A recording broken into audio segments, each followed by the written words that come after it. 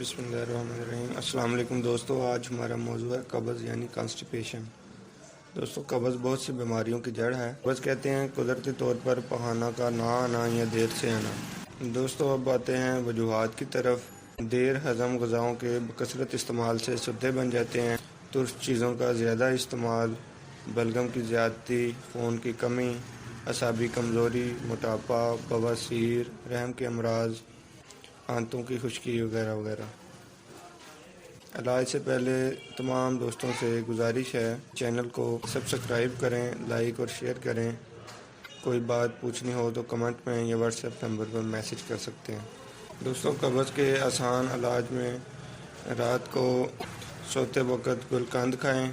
Castor oil دودھ میں ڈال کر پینا بہت زیادہ مفید ہے، اسے پیٹ پر بھی ملا جا سکتا ہے۔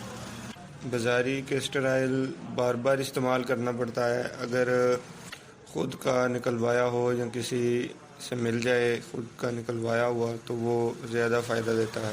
اس کے چند روز کے استعمال سے ہمیشہ کے لیے قبض سے چھٹکارا مل جاتا ہے۔ قبض کی صورت میں مربع ہرڑ اور مربع آملہ بہت نفع بخش ثابت ہوتا ہے۔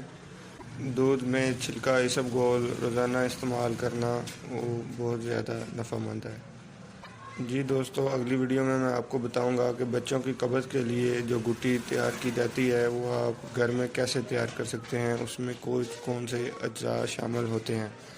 تو دوستو، اگلی ویڈیو کے لیے اللہ نگہبان۔